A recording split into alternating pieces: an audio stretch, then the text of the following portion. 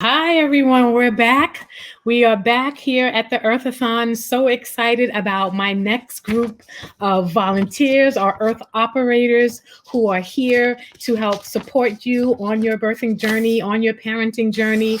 Such amazing people. Remember, we are here for the Earthathon, where we are standing by to take your calls. The number is 855-450-4784, 855-450-IRTH. Thank you so much for tuning in for us on this day where we are pushing for birthing freedom by valuing our stories, by capturing our experiences, using them on a digital platform, and using that to push for change. I am so excited to introduce Erica Chidi, who is the founder of Loom, and I can't wait for her to tell us about it.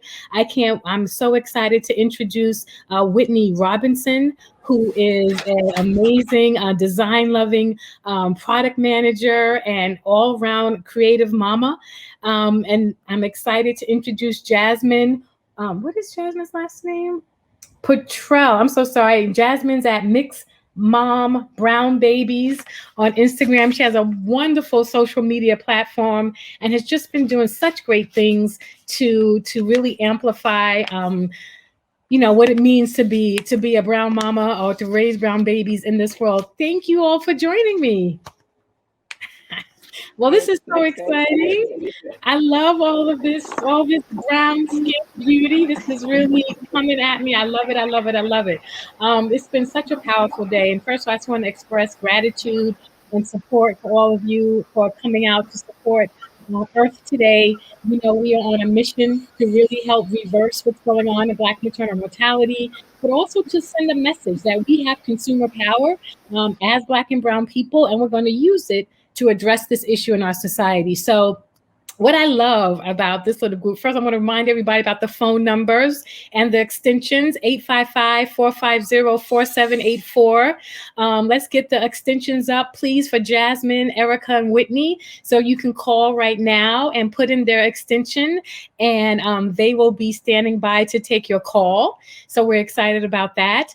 And so I'll start with Erica. Tell us, for anyone who happens to not know, because I don't know, for me coming into the tech space, Erica is our, she's just our, she's our goals. That's what she is. She's our goals. This is what Erica, tell us about Loom and what you do. Yeah, thank you, Kimberly. I'm so happy to be here. And, very much like you, I'm out here trying to use the power of tech to help women feel a sense of empowerment and autonomy in their bodies. And so Loom is a platform that helps women optimize their sexual and reproductive health. And we do that through education, through community, and through advocacy and impact work. And so, really our first product that we just launched, is a pregnancy and postpartum program that really is about giving women those tools during that period of time. So that's me right now. Previously, I was a doula for 10 years. I also was a sexual and reproductive health educator and reproductive justice worker, trying to kind of bridge the gaps of care for marginalized people from all walks of life, but definitely having a focus on our women and our sisters, and have, really been doing that since day one. Absolutely, day one. And when I say Erica is goals, because she's being incredibly focused on her work and the great work that Loom does, but Erica holds a key distinction in the Black female founder space, and I want people to really put some respect on it. How much have you raised for Loom, Erica? $3 million, and we're trying to raise some more. I'm getting ready to do that again. So she out here just fetching the coins, getting my checkbook for other people to write into. Exactly. And that's why I say Erica is gold. She is one of the Black female founders who has raised, I think you've raised the most in terms of, especially in the reproductive justice space. So we are so proud of you. I am so proud of you. We salute you. And so really excited about learning more and the work that you're doing at Loom. And then we have Whitney, who's her own creative force. Whitney, tell us about what you're up to. What on earth brings you here today? And tell us what you What on earth brings me here today? So I founded the Renee. We're a lab, not really focused on dismantling this crazy system, but more so using design, human-centered design, and then just like product strategy to build exactly what Black folks are asking for. And so right now, as a lab, I, as a mother of four, am working on a web application that will help people build really great support systems. I'm also feeding a little baby right here, so you're gonna hear him grunting this whole time. But yeah, so that's what brings me here. That's the work that I do, and obviously, I love you, Kimberly, and the work that you do. But yeah, so my typical title is product manager. So I'm in the tech space. I've been in the tech space for about 15 years now.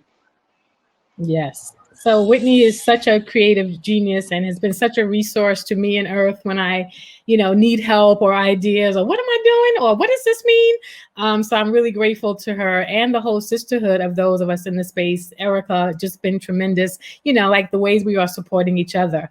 And then we have Jazmyne, who runs an amazing platform on social media. Jazmyne, tell us about what you do and you're on Instagram, killing it.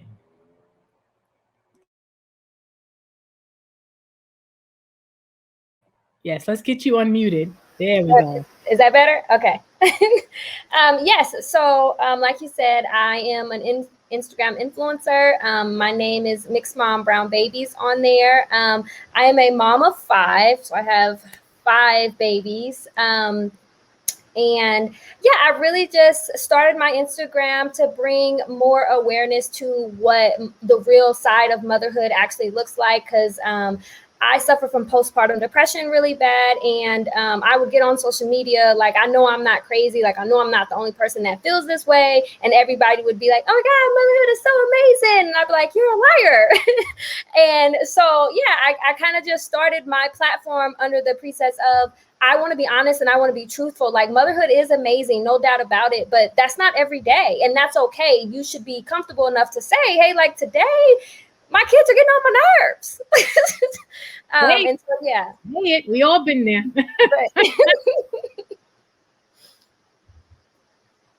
So, Jazmyne, thank you so much. I mean, it's such a wonderful Instagram. I love the style that you bring.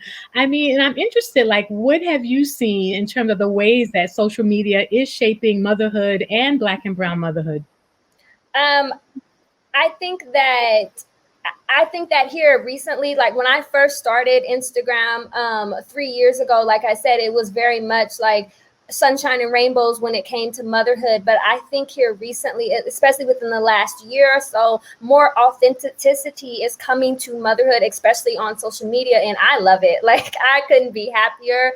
And I think it's really starting to build communities, and it's really starting to allow mothers, Black and brown, to like know that, like, it's okay to not be okay. It's okay to like have an issue, like if your child is getting on your nerves or whatever. And honestly, I mean, social media is how I found you. So, like I told you when we first met, I had a horrible experience with my 4th child, which is what made me have my 5th child at home birth.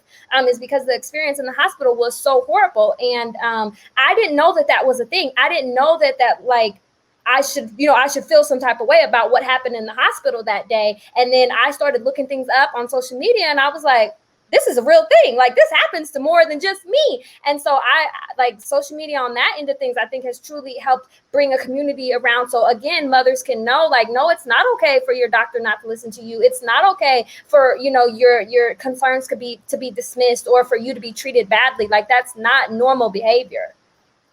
And it's completely unacceptable. And I was just saying, like, the fact that there is a disparity means that they're achieving that standard of care for somebody, right?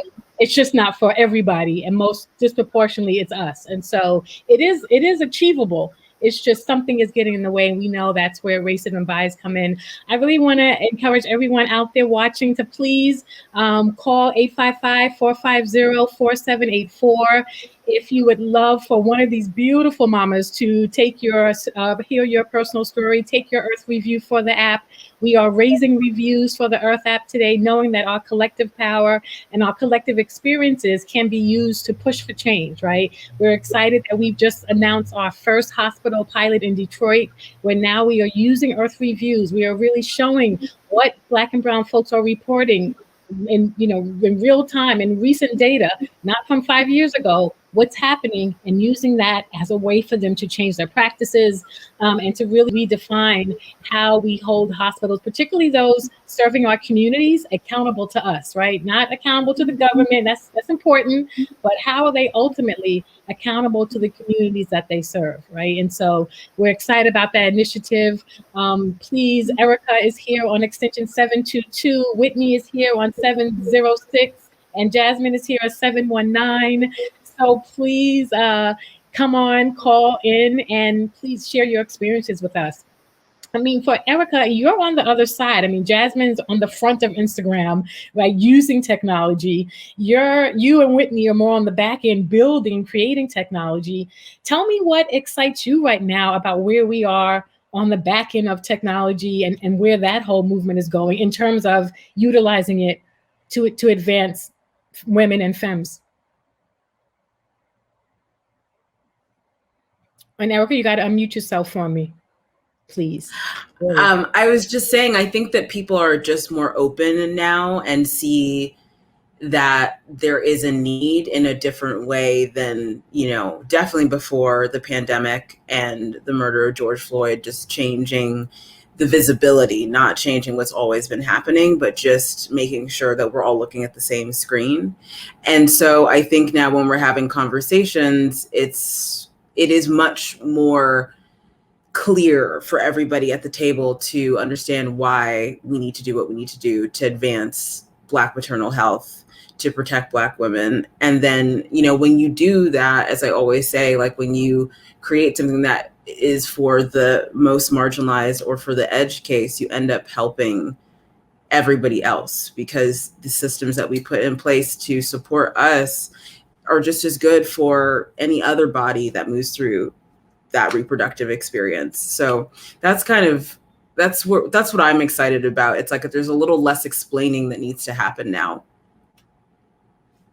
Yes. In certain rooms. Right. Not all rooms. But, not all. I can tell you about the situations I've been through in some of the hospitals, but but the fact of the matter is, I try to say this nicely, but it's happening, right? Technology is taking over our lives. It's revolutionizing, I can't get my words right, industries.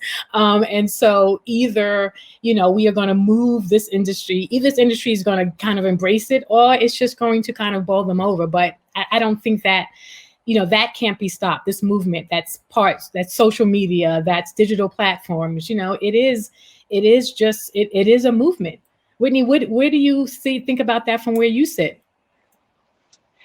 Yeah, I've been very vocal about, technology won't solve it all. Even as a person who's been in tech for a long time, just the pitfalls of technology are very apparent to me. But what I do like about this idea of technology, maybe quickening this movement, is that it is the reach. Technology just has this way of and I can't even say reaching all communities, because that's also not true, right? There's disparities there as well, but there's this opportunity just to get to some parts of the world and within communities that may not, traditionally have opportunities to learn about what's going on, especially around Black maternal health, so on and so forth. So yeah, that's what excites me about it. I just think it's an opportunity to break rules.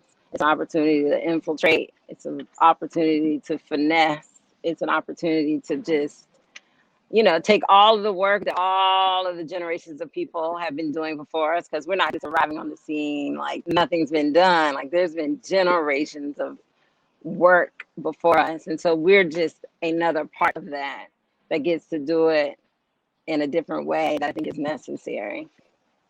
So that's my perspective on that.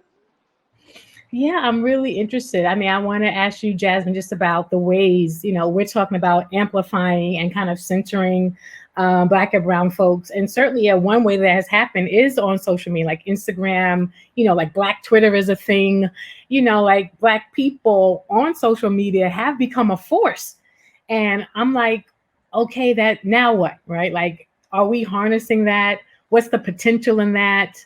What are you seeing about the ways that what is happening to us, which is so awesome, is kind of moving into something else, or is it?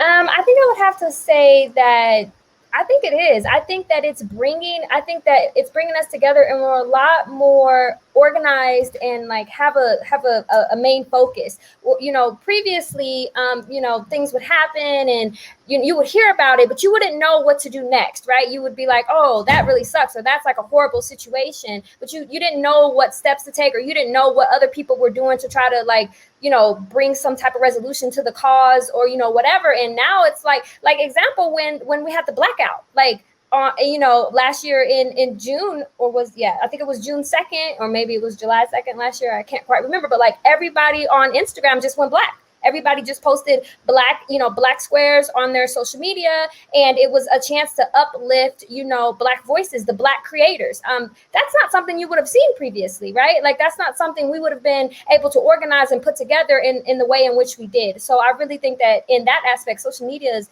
changing how we can, revolutionize things, and how we can actually bring, some type of justice to certain situations.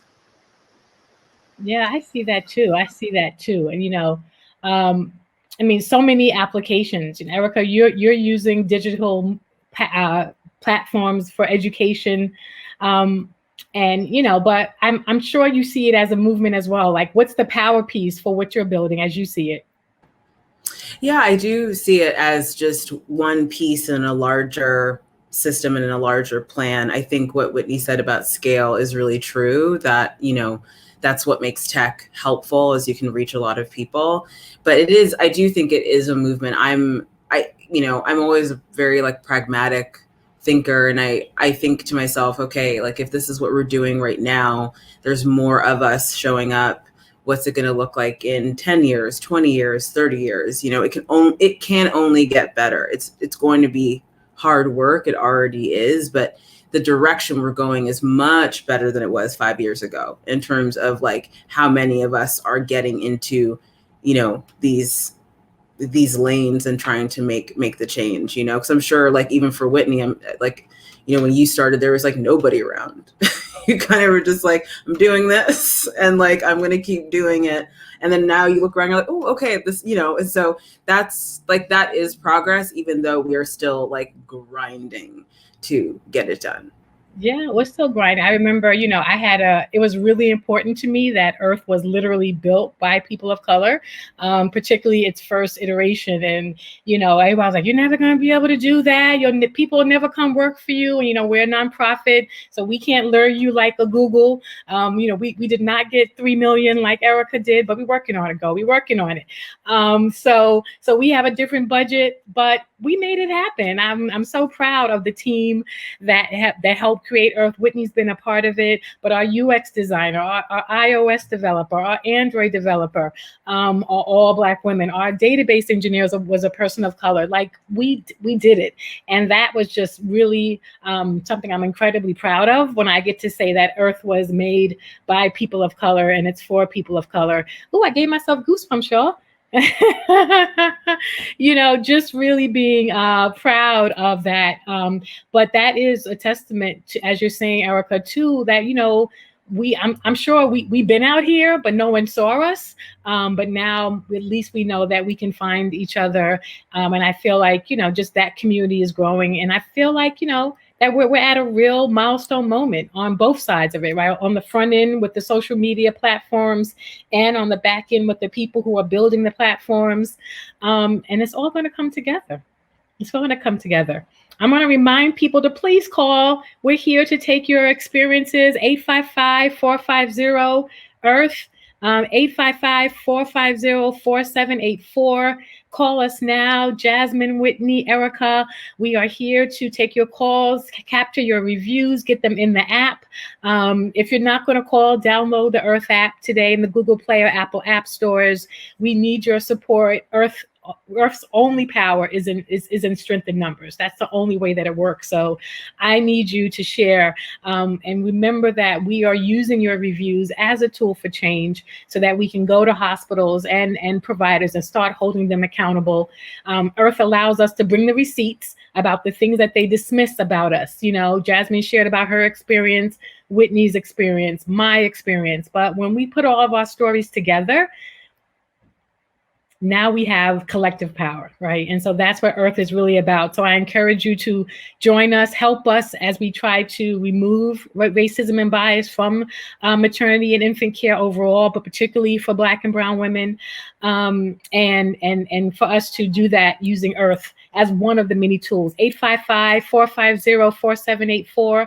I want to talk to you guys about creativity because I feel like this is my creative group here. Jazmyne, tell us about what's your creative process? I see such amazing photos and everything is so styled out on your platform. What's your creative process like? Well, I have a couple different things. So first of all, I used to be a assistant fashion stylist. So I'm really good at picking out clothes and making sure we look halfway decent in our pictures, which is hard work with 5 kids. I'm not going to lie. But I honestly am a firm believer in you can't pour out creativity unless you bring in creativity. So I spend a lot of time on Pinterest, on Google, on Instagram. I read poems, I read books, I'm watching videos, just anything that I feel, and it doesn't even have to do with picture, with taking pictures. It doesn't necessarily have to do with motherhood. It's just anything that I find interesting or creative. As long as I'm consistently trying to pour that into myself, then it's easier for me to bring that same creativity back out. So that's really my main thing, is making sure that I get enough time to look at other creatives and what they're doing and how they're doing it. And again, it may not necessarily be Instagram, it could be YouTube, it could be poems, it could be books, just whatever to feed my soul, so then I can come up with ideas. I love that. And Erica, you've built a platform that's educational, but also beautiful, right? Tell us about your product, your process, and what's the aesthetic that you think this space really needs? Because reproductive justice, it really hasn't been sexy or looking that great, right? It's been kind of more like the functional thing. It needed to work, but it didn't need to look good. And I think that what you're doing at Loom is very different. Tell us about that process for you. Yeah, I also have a multidisciplinary background. So, I worked in contemporary art and got my bachelor's in art history and visual culture and media and writing. So that's making things look good to me is very important. And I also interned in fashion for a long time. And so all those pieces to me, it's you can't invite someone in to do something unless it looks good. That's just a baseline thing. So we've definitely taken, a strong aesthetic approach to all of the things to do with Loom. And in many ways it's working. I think it's helped people feel that might not be interested in the things that we're exploring, even on our social. When you put a post about, veiny breasts and a nice background with like good art next to it, people are like, oh, okay, yeah, me too, So it's like, I think it seems to me it's like such a base thing to be like, just make it look nice, just make it feel good, So we definitely have that. And my creative process is just, I really love things that are beautiful. And I spend a lot of time looking at things outside of work that are, that feed my brain and my heart and my eyes. So just always making time to look around and let other things kind of, come through. That's a learning for me. I need to work on that more.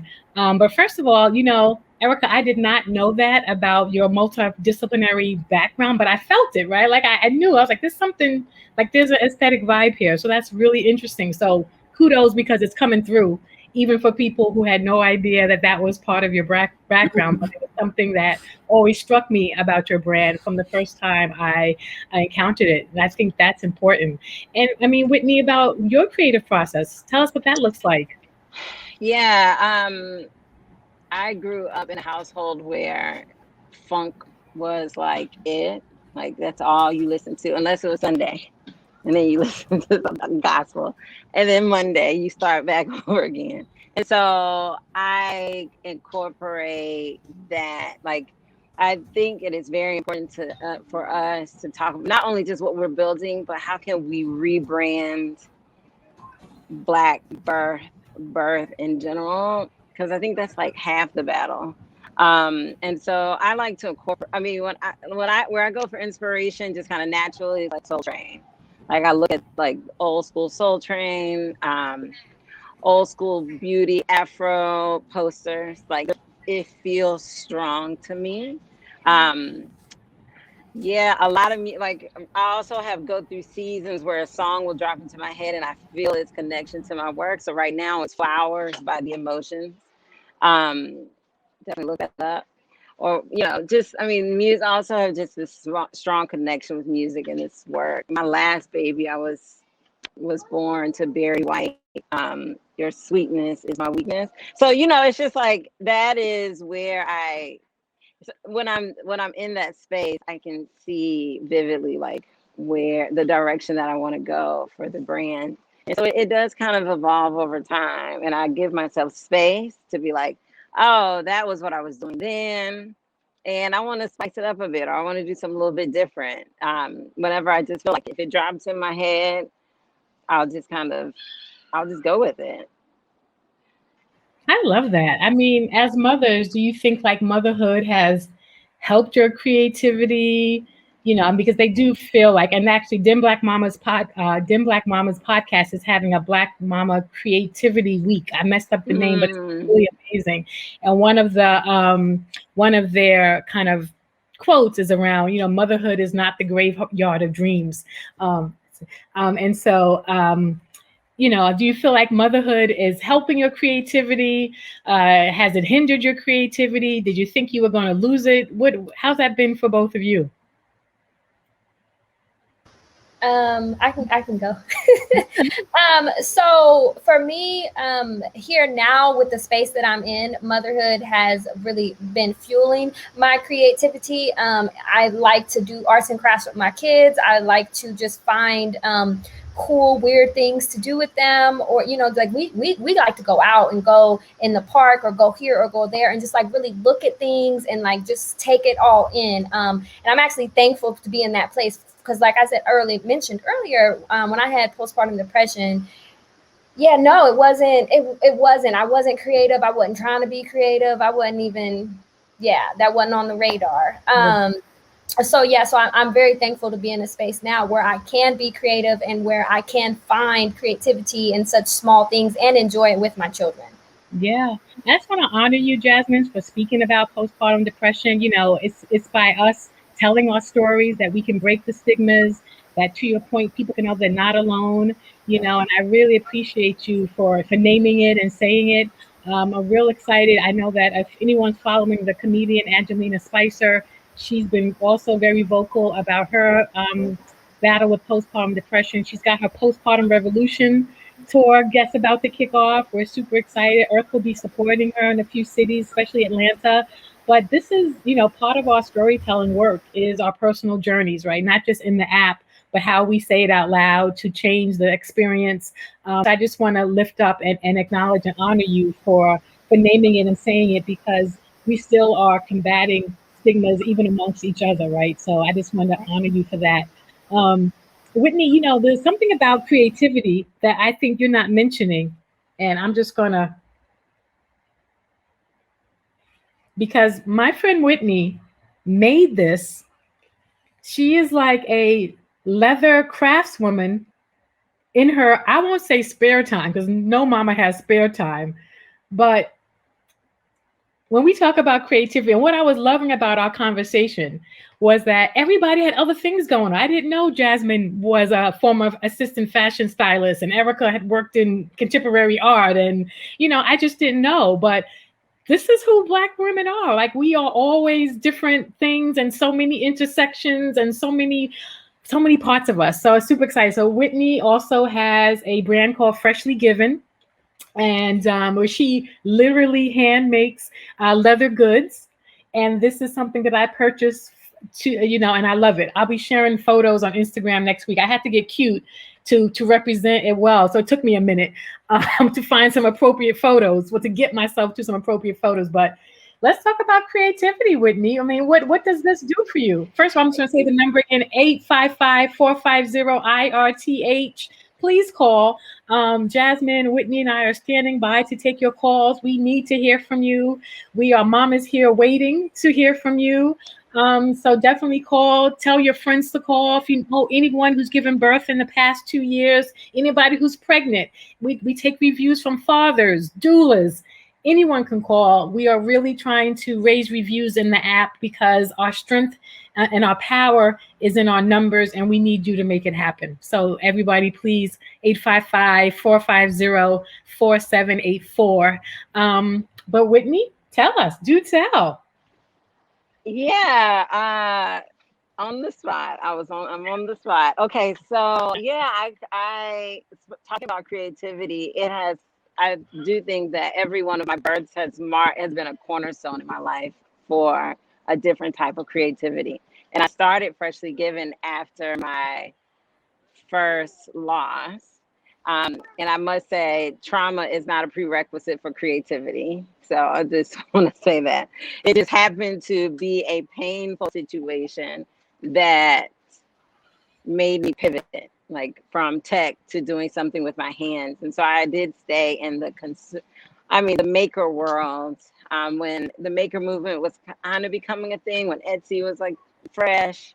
And so that's when I kind of got into that world and started helping other female-led makers put their products online. So, that started becoming a thing. And so I was at the very beginning of that. And it was fun. And I still do it. But speaking about motherhood, I've had to learn. This is something no one taught me, or maybe I wasn't paying attention to it, but there's just these ebbs and flows. And so sometimes I do feel like I'm pushing to do things, and it just isn't coming off as smooth as maybe it had when I only had one kid or two or three. Now I have four. So, I do feel like there are times where I'm pushing and it's just not really happening. And so I allow myself to fall back and be okay with falling back. So Freshly Given is one of them. Like, I don't get to do it as much, but when I do it, I rock it out and I sit there and I get more ideas. And, I let the kids kind of cut stuff with me while I'm watching and, things like that. So, yeah, I do think that creativity, the ebbs and flows of my life and motherhood all kind of go together. Wow. That's amazing. Isn't that, Jazmyne? It definitely is. I'm over here like, can I get one? Right. Whitney, is it freshlygiven.com? It is. It's Freshly Given, FreshlyGiven. Because at that time I felt like, I just had this loss and I just want to give people something fresh off the top of my heart every time. So I would just make a small edit of whatever it was, and I sourced scrap leather and just repurposed it, and formed it, created it, made prototypes and all this kind of stuff, and they're built to last. So I always say, like, I have a lifetime warranty because I literally make them by hand. So freshlygiven.com. I was not expecting to be talk about that. Well, I took my bag. I mean, I love it. First of all, I'm like, I'm glad. I'm gonna have me a little envelope clutch. I love an envelope clutch. Let me just put that out there. So I've been so excited not just to support my sister, but to have something cute and original, because no one's got a freshly given envelope clutch like me. So it's been really nice. And, now I learned, I didn't know that you actually started after your loss. And I just want to honor you and thank you for sharing. We think about postpartum depression, we think about infant loss, miscarriage, stillbirth, like all the other darker sides of motherhood that we don't always give voice to and create space for. So I just want to honor you both for saying the things that so need to be said, particularly around Black and brown folks, where those stigmas can feel, I don't know, a little bit more suffocating. Did you find that for yourself, Jazmyne, when you were going through the postpartum depression? I did. I felt like I couldn't say how I felt or what was going on because I didn't want people to think that I was crazy or that I was weird or that I was a bad mom. I think that was my main focus. I didn't want to be looked at as a bad mom because, I didn't like my kids or because I, was going through what I was going through. And so it was really hard to like speak up and to say, hey, like, this is what's going on. And like, try to break free of that like feeling of being judged. And also, I just want to honor that, yes, part of it is cultural, but part of that fear is systemic. I mean, disproportionately, anything happen, they will have the social services or whatever they're called involved in your family. Yep. We're hearing stories. I was supporting a fund. They took a baby from a Black mother when she was breastfeeding and wasn't aware of kind of low milk supply. Like the repercussions for us, the consequences are hard and they're fast. Right. And so that contributes to our fear that we can say, let me tell you something. I remember this.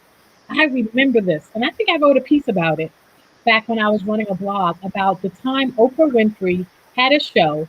And it was a bunch of white women talking about how they were using pills and drinking wine to get through motherhood.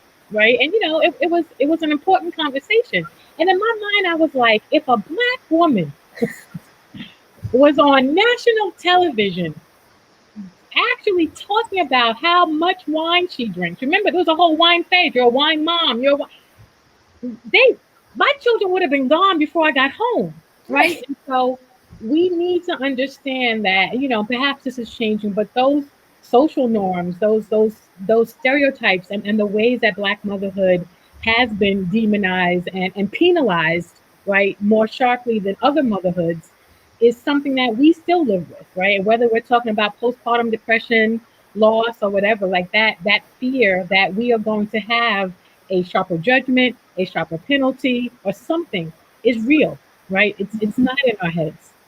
It's not in our heads. And I remember watching that, like, I wish I could be on a national talking about how much wine I drink every day, parenting my children. I wish.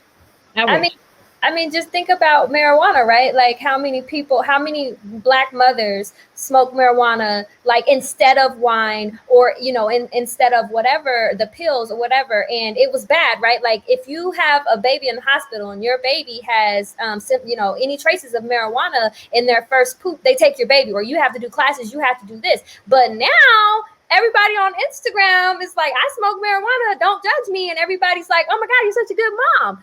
But okay. 6 months ago, you would have took my kid, though. You would have took my kid. Right. And of course, I don't know if the Black mamas are still able to say that, because usually it's usually the white women who are given that license, right? Because they're assumed to be good moms anyway. Right. The wine doesn't change it. The weed doesn't change it. Like, pills change it. But we just said we were sad and now we're in trouble.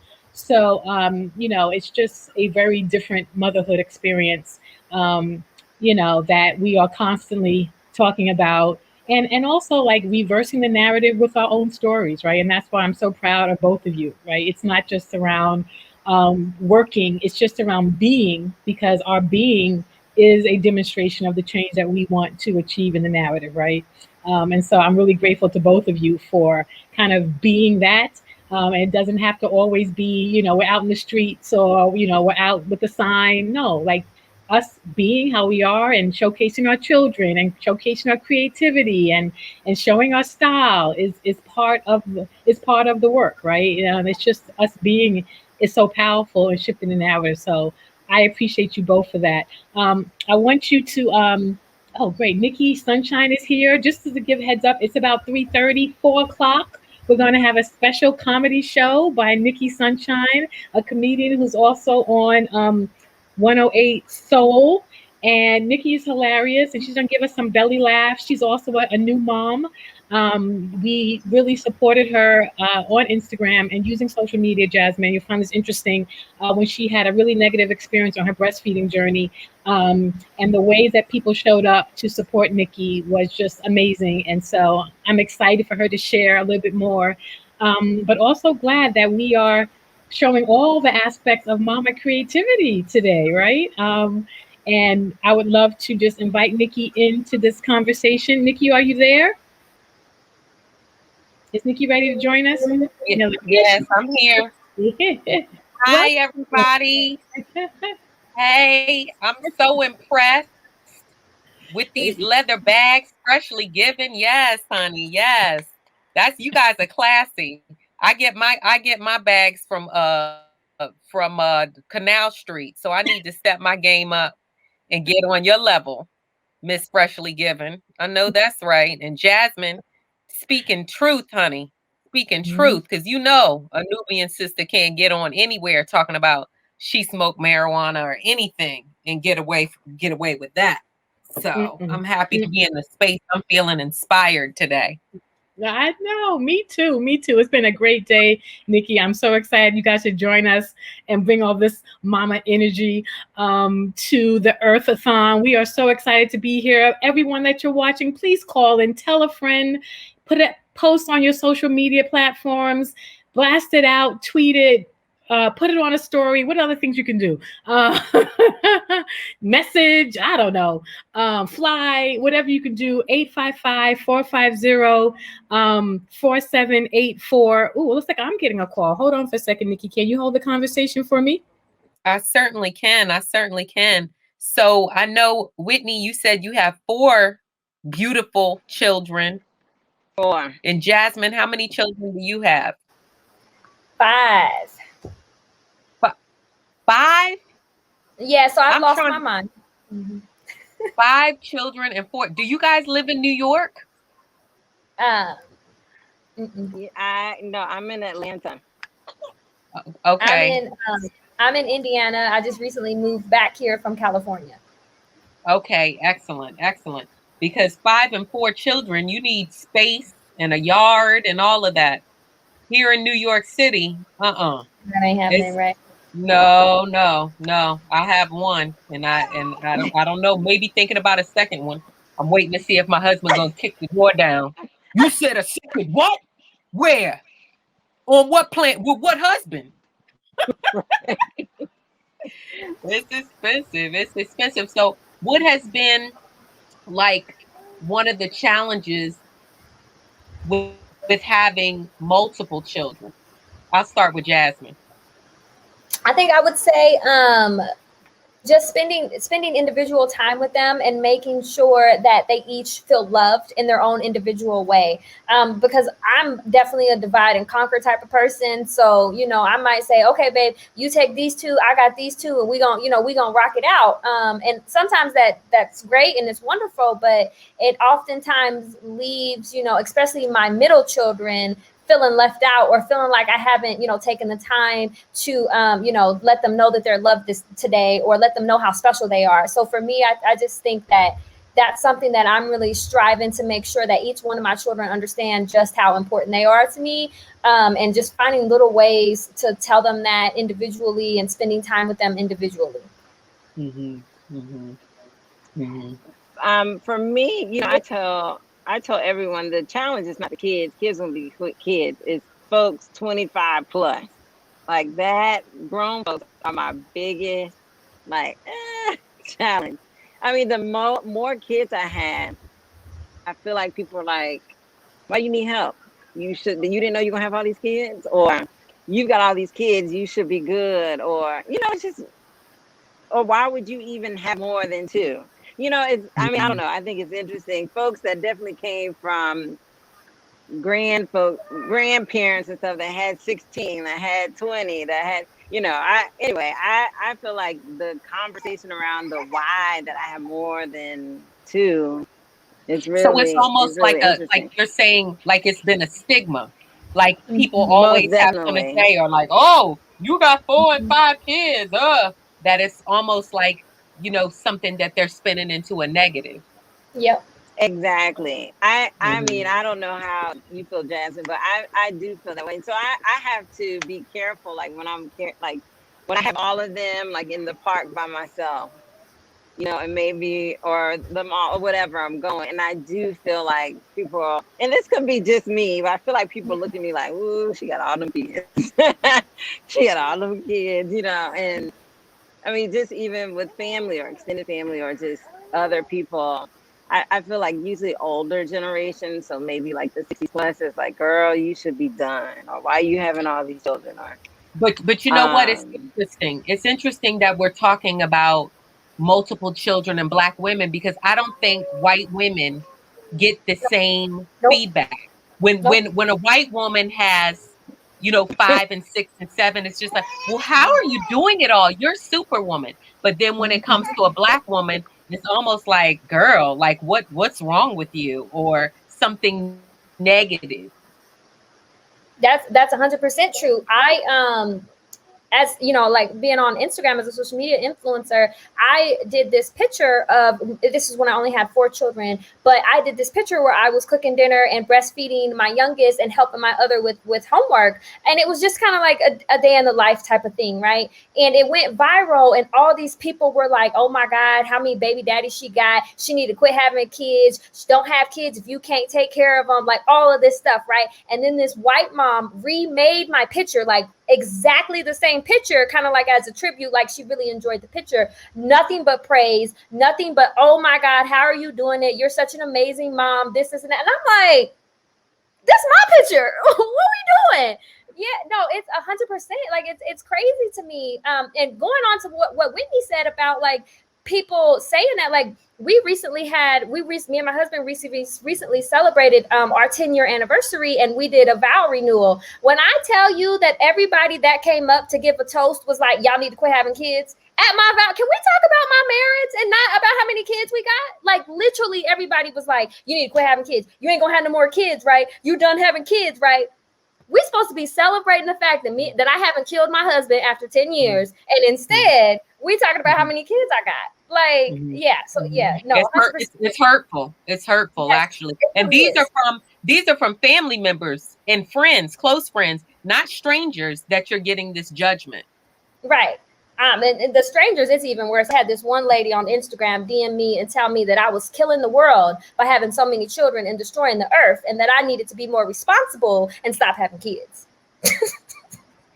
You know, the fact that people, not to jump in here, I want to tell you all about that call, but the fact that people, you know, feel like they have a right to make judgments about your womb, your reproductive organs, what you and your husband decide. I'm like, is anybody asking you to pay for them kids or anything like that? It was really crazy. You know, on the other side of that, I wrote a piece for the New York Times because I forgave my ex-husband's child support, about $40,000 in his child support. Not because I couldn't afford it, but I just knew that he was using that. Well, a couple of reasons. One, you know, my daughter needed her father to show up at graduation, and he's British, so he didn't want to come because he was afraid that they would stop him at the border. And also the piece that I wrote was about how, you know, they put the don't pay and the can't pay in the same barrel. And I viewed my ex-husband as a can't pay because he always contributed in other ways. But in our society, you could read to your kids, bathe your kids, watch your kids. But if you don't pay, you're deadbeat. And that's what really I was trying to challenge. But so, you know, the piece, so many men were like, thank you for saying that. You know, we know that the economic forces can play differently for Black and brown men in this country.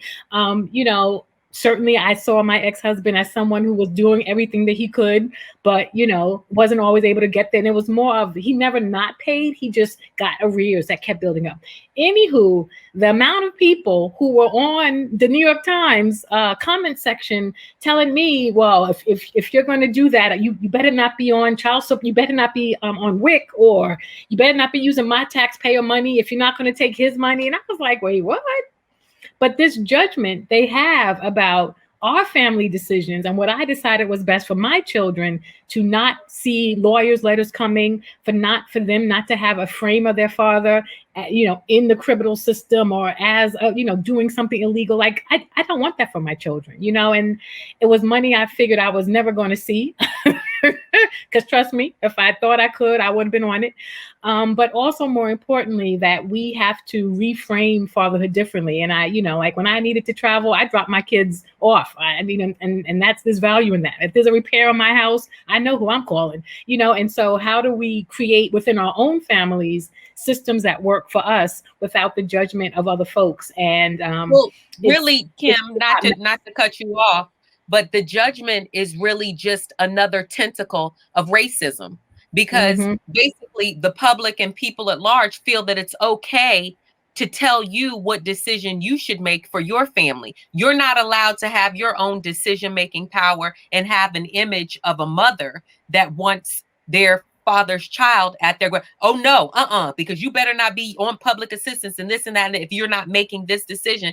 And that's why it's so important as Black content creators, and really as women holding up this space, this Black birthing experience, to say, no, this is my story, and I'm holding on to the story, and I'm empowered in telling my story, and you should be empowered too to make your own decisions. And you're not going to put me in a box as a Black woman of who I should be, what I should be doing. I'm not going to be dictated to. I'm claiming this space. So conversations like these are so important.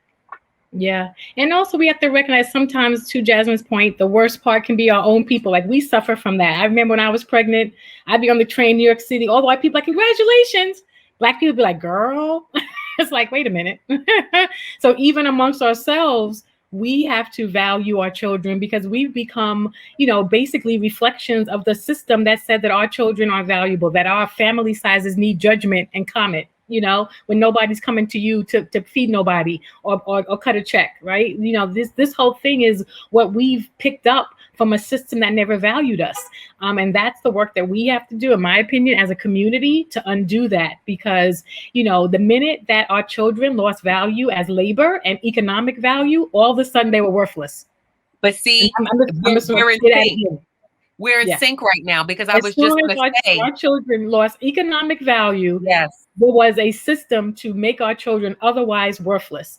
That's right. And this is the part that, when our babies were meant labor and could be like, they protected those children because that was money. And the minute that changed, it became a whole nother dynamic. And that's what we really need to speak on. I want to just make sure we pause to remind people to call in 855-450-4784. We are going to be having a special comedy show by Nikki Sunshine in 10 minutes. I know that Jazmyne and Whitney will be leaving us soon. If you don't mind, I know we were in a rich conversation, but I just have to tell you that call that I just took, because it was just so amazing. This sister called, and really in tears. She is a public health person who was working and basically had to go to a maternal mortality review board meeting today. Right. And this is where many states have implemented them. They're meant to be helpful. But I'm concerned because they attempt to try to solve the problem from the grave. Right. So when we die, people come together and they try to analyze what happened when we died. OK, that's important. What we're trying to do with Earth is to say we can learn from the living. Right. We need to learn from the living. I don't want any of my sisters to die before you learn from our experiences. So we're trying to capture those reviews before something bad happens and saying, hey, we are an early warning detection system. We're getting these negative, reviews. We're seeing people saying that their pain levels are being dismissed. We're saying they're being ignored. These are all signs. So anyway, she just wanted to call. She said it was so emotionally hard for her. She was in tears. Like, she doesn't, she's like, I don't have a review, but I just needed to call in to say thank you. And that what she was just carrying from sitting through a maternal mortality review board, she was crying. So I was like, what are you going to do for self-care right now? Like, I can't get off the phone with you until I know that you are going to be actively taking care of yourself. But this is the trauma, right? That's happening when the system only cares when we die. This is the trauma. And, I'm sure, and I've heard this many times where, many people of color are honored and need to be present. But the trauma that they have to carry, because this isn't some foreign story for them. This is someone who could be their sister, mother, whatever. And so that trauma hits differently. So I just want to thank that caller for, I'm glad that you felt like calling into the Earthathon was something you could do for your soul. She wanted to thank everyone who's here. She wanted to say that, what we're doing is important, and I appreciate that. And, we can learn from the living, and we can't just say, when we're dead, that's when you'll analyze what happened. No, absolutely not. Absolutely not. So please call, share your reviews. If you don't want to leave them with us, download the app. We need to use these experiences. We can hold these systems accountable. We can show them what respectful care looks like to us. We can demand it as consumers, and we can say that it's not okay that you only review and analyze when we're dead. Not okay. We need to make sure that we actually don't die, and we go a different route. Oh, I got another call. Hold on, y'all. I'm getting all the calls. I got to route this to Whitney or Jazmyne. Hold on. One of the things that Kim touched upon, and it was like we were so in sync, it seems that as the hyper commodification, or as Islam has really grown, the value of the Black family and children have diminished. 40 and 50 years ago, or even 30, 20 years ago, having 4 and 5 and big families, that people would not blink at it. But now it seems that it's like more frowned upon. And I think it's because it's like, woo, child, that's so much money, and that's going to cost this, and that's going to cost that. What are your thoughts about that? Yeah, I also think I think it's that. I also think it's because now that there's this idea that, let's say, women or mothers are liberated, that children don't equal liberation. And I think that's really like, I like that could take a while to unpack. But that's really interesting. I do feel this pressure as someone who's in tech, as someone who's been in mostly white-centric spaces, as someone who went to a private white institution.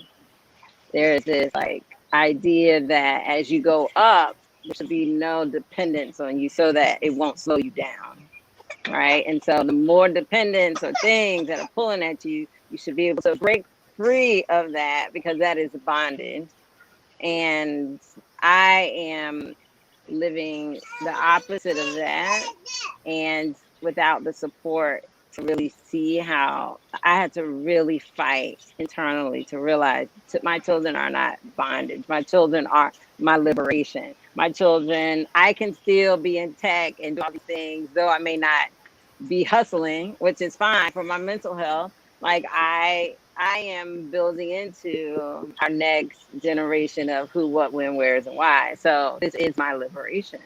And it doesn't stop me. There are moments where I may be slower, but there's also those moments where I have to, like, it's teaching me to enjoy the wait. I'm waiting for this thing to happen. I'm waiting for that. I'm waiting for my startup to really be bigger. It's okay. It's okay to wait. So anyway, I do think like the more children you have, it's kind of counterculture to feminism maybe, or white feminism, or leaning in, leaning back, whatever. I don't know. All the things, like there's all this stuff and you can't just be, right? And so anyway, that's just my 2 cents. I would have to say that I kind of agree with the whole financial side of things. I think that a lot of times, at least in most of the experiences that I've had, whenever like we would say that, you know, we were pregnant again, the first thing would be like, how are you going to pay for that kid? How I've been paying for the rest of them. What you mean? you know what I mean? Like, it's not gonna be any different, or like the comments that I get online and stuff, like, well, I hope she's not on welfare, or she looked like she live in a Section 8 house. And it's, first of all, if I did live in a Section 8 house, why is that a problem? I don't, I don't understand why that has to be a bad thing. I used to work for Section 8, and I've seen plenty of families that use it as a stepping stone to get to where they needed to be. So it doesn't necessarily need to be a bad thing. It could be a situation where I'm in a space right now, but I'm working to get out of that space. So, you know what I mean? That in itself being negative, being on, welfare, or being on, being lower income does not have to be a negative thing, and should not be a negative thing, because it just means you're in a space right now. But you can get yourself up out that space, or, you know what I mean? That's what the system is designed for, to help you get up out of that space. So to like look down on someone because they're in a situation right now, that in itself is just horrible, in my personal opinion. But I got off track. Either way. But, by the way, let me just let you know that when they created those systems, they weren't even for Black people. We were excluded when they created the original, what we now think about WIC and things like that. They were not for us. So let's be clear about who it was. Oh, great. Let's be clear about who actually needed the support that the government came in for, and specifically denied it to Black people. It took years later before we were able to access those types of programs for social support. Yay, looks like Jazmyne's getting a call. Thank you, everyone. Please call in 855-450-4784.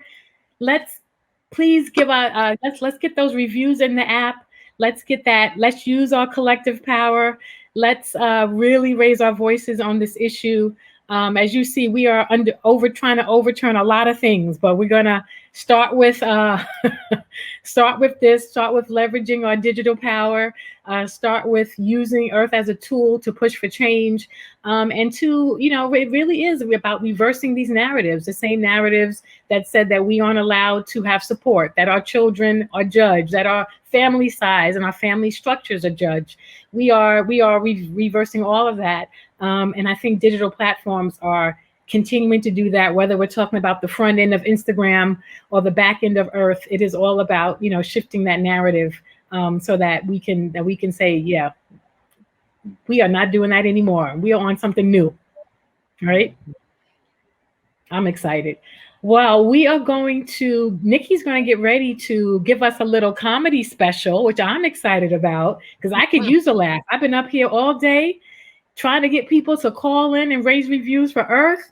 And it has been so exciting, so exhilarating, so enlightening. But I'm certainly ready for a little bit of comedy. So we're gonna I see Jazmyne's on a call. Whitney, how are you on time? Can you give us 3 more minutes? Oh yeah, for sure. Oh, yes. No All right. problem. I just want to let people know what's happening. And then at 4:00, we'll take a break for Nikki to give us a little bit of her comedy stylings. And then after that, we'll continue to talk. We're going to be joined by Natalie Walton from Expectful, who has a great mindfulness app. Later, we'll be joined by Ginny Joseph from Common Sense Childbirth, Sister Midwife Nicole Deggins, Nana and Marcia from Fourth Phase Box. Rachel Nix is coming. Angela Lewis, the actress who plays Aunt Louie on Snowfall on FX, is coming. Chanel Portia from Ancient Song Jeweler Services. And these Chanel, I forgot, and Lathan, they're in that new Nike promotion thing, which is totally baller. I'm so excited to talk to her about that. And then we'll be watching a movie clip from Christy Turlington Burns and Every Mother Counts, and the work that they're doing in the U.S. around Black maternal health. Thank you guys for joining me. This has been so awesome. We want to remind people that we are here, today and every day, to really lift up our experiences, to lift up Black motherhood, right? And Black personhood and mamahood and all that, and to say that our experiences matter. What has happened to you prenatally, birth, pediatric with your baby, it matters. We value our children, and their experiences and care also matter. So please think of the Earth app as part of that journey. Whitney, anything you want to say? Mostly that, and I know this was already said before. I think the great thing about technology right now is that we do have this opportunity to document stories. And in my experience from the jam sessions I've done with in capturing stories is that there's so much shame. You know, there's this, oh, I would never have shared, or I did not share because I have felt ashamed. And so now, you know, we can make that easier for people, which is what I think Irth is doing. A lot of other people. Then we learn. Like, if we don't share stories, we don't learn. If we share, we learn. We learn, we grow. We continue to just, you know, go up, up, up. And so I think, you know, we can, as all of these things are starting to come into play, we can start to put really hard deadlines on this, like, or goals, like 5 years. We should start seeing these numbers decrease or things improve. 10 years, we should be at this point. 20 years, null and void. We should not be having this, you know, whatever. I think 20 years is too far for me, but I'm just saying, like, you know, 5 years, is it possible that we could be having a very different conversation around Black birth? I think it's possible. Yes, I say that we just put it out there. We make it so, right? Like, we can't keep having the same conversation. No. You know, we just can't. Like, we just have to put that out there as completely unacceptable, and that we will have to make it so. I'm so grateful to you, Whitney, on all the things. If you haven't checked out Freshly Given, where's my little, somebody took my clutch? Well, I'll be showing my pictures this week. I just had it out. Okay, these children are quick. They grabbed it. They out the street with that purse modeling. Okay, Kayla's probably on Instagram now with that. We're taking pictures with it. These teenagers are fast. Thank you so much for sharing your creativity and your work with us. I'm so grateful to you personally for the ways you've been an advisor to Irth, bringing your tech knowledge and your creative genius to help us build a better product. And I can't wait to see you soon. Kiss all the babies for me. Oh, yes. There you go. Thanks for joining, Whitney. You're welcome. Bye. Bye. Okay, we are going to take a little break. Jazmyne's still finishing up. So back end producer, can we still let Jazmyne finish up? We can have a visual, or we need to just cut down all things so she can finish up her call. And we'll take a little break, and I'll come back and we'll introduce Nikki and get ready for our little belly laughs. If you're watching, everyone, please tweet out about the Earthathon. Please spread the word. We still have, we halfway through it, y'all. We still have 4 more hours to go, and I'm still standing. Okay, I'm still standing. So please spread the word. We are still here. We are at the halfway mark for the Earthathon. Please tweet, retweet. If you know someone who's given birth in the past 2 years, tell them to get ready to call us sometime within the next few hours. We are going to be here having dynamic conversations about this issue, and imploring you, begging you to call in and share your experiences with us. We're going to be giving away some giveaways in the next hour after Nikki does her show. So please give us a call. We're so grateful to everyone who's come through. And if you're not following these folks so far in our first half, Black Mamas Matter Alliance, Latham Thomas at Mama Glow, Charles Johnson at Fort Kira for Moms, Bruce McIntyre and the Save a Rose Foundation, Kidada Green at Black Mothers Breastfeeding Association, Aaron, who we can support through supporting his children. He's a father of 4, and Jazmyne, who's here taking calls, where she is on Instagram at Mixed Mom Brown Babies, Erica Chidi of Loom, Whitney Robinson from The Renee. It has been just Black excellence, y'all, on display for Irth, represent what we're all about. I'm excited about the next half of this Earthathon. Yes, the queens, and I'm looking forward to continuing this conversation. We'll take a quick break, and I'll see you back here in about 5-6 minutes. Thanks.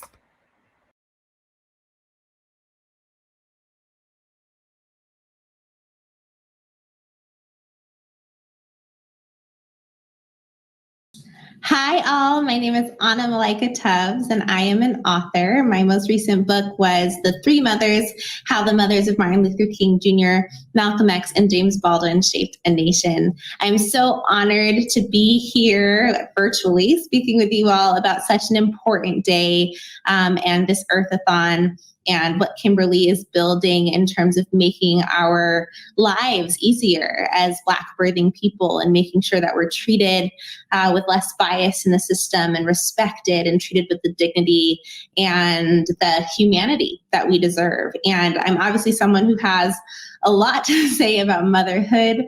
And in terms of what it means to have birthing freedom, for me, it's all about being able to, if we've chosen to bring life into this world, to be able to do so safely, to be able to be treated just like everybody else is treated when they go in to receive care. And something like the Irth app is really crucial in our combating this lack of humanity in the way Black people are treated when they're simply seeking to bring their children into this world in the safest way possible, in the happiest way possible, without all of the fear and all of the danger that is currently associated with it.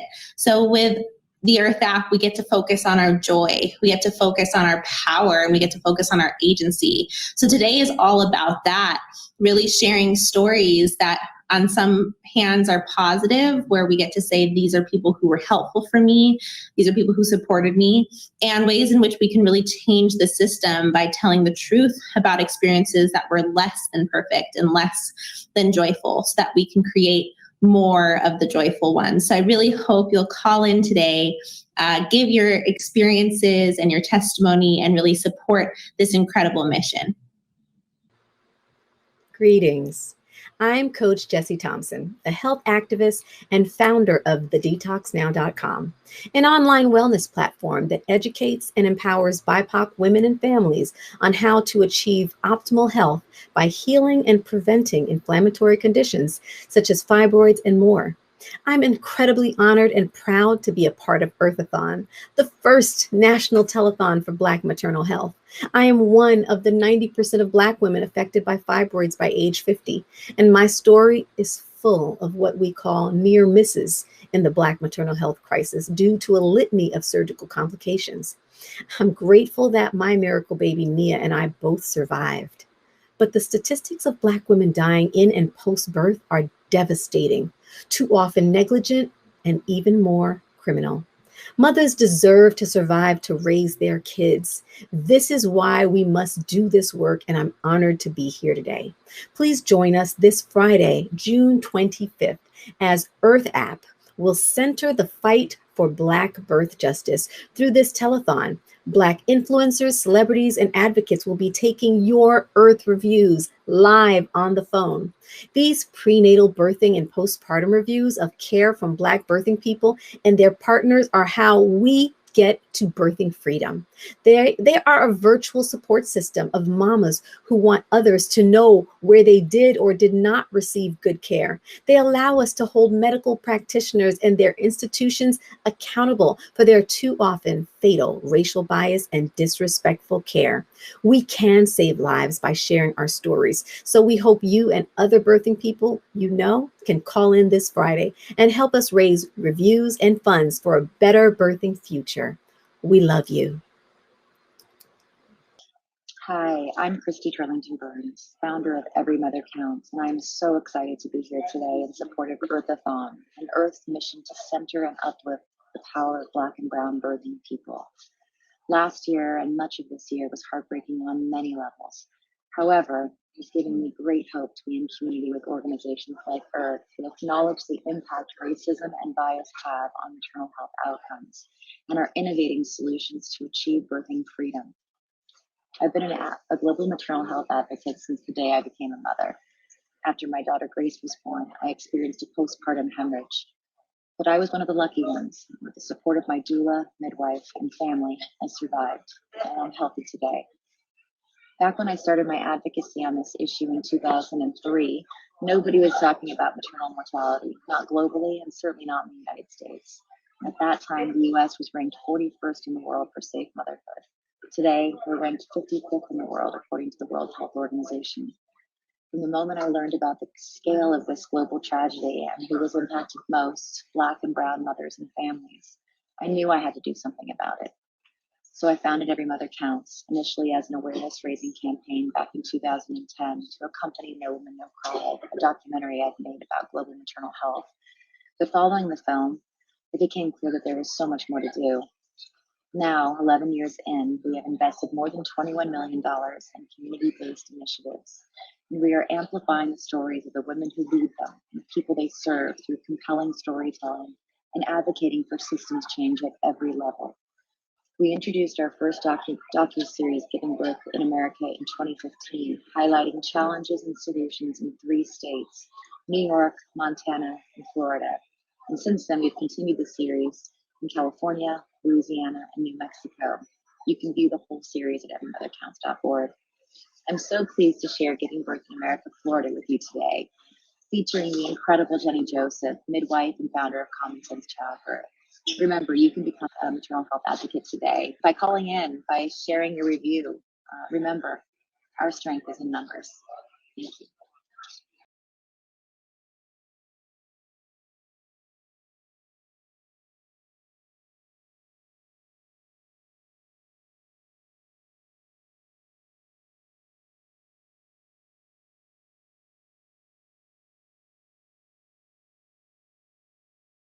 There's a lot of doom and gloom in the headlines and statistics about the Black birthing experience. African American mothers dying at a higher rate than any other racial or ethnic group. There are urgent challenges facing Black women before, during, and after pregnancy. But why so many African American infants die is a bit of a mystery. But what about the joy? My name is Kimberly Seals-Allers, and I'm a journalist, author of 5 books for women, a former senior editor at Essence, a maternal and infant health strategist, and founder of Irth, a rating app for doctors and hospitals made by and for Black women and birthing people of color. Welcome to Birthright, a podcast about joy and healing in Black birth. By seeking out and exploring positive birth stories, we can find ideas, solutions, and blind spots in our quest to make the birth experience equitable for all Black birthing bodies. They'll go back and say, did you see the were you in there when that Black girl was dancing during labor? Did you see her get on all 4s in an OR? You know, that's the stuff that I want them to go back and tell their children's children. They were the talk of the floor. I don't know if they realized this or not, but they were. Just from the moment that they walked in, they were holding hands. You could tell they were in love. This was going to be a great time. Like, this should be everybody's birth story. On the other end, providers, this is how you deliver culturally competent care. You connect with people. Institutions, you hire people that look like the patients in your area. Check out birthrightpodcast.com for show notes or to be a guest. And don't forget to follow me at IMK Seals-Allers on Twitter, Instagram, and Facebook to get all the show extras and to join me in this necessary and overdue conversation of reclaiming our birthright.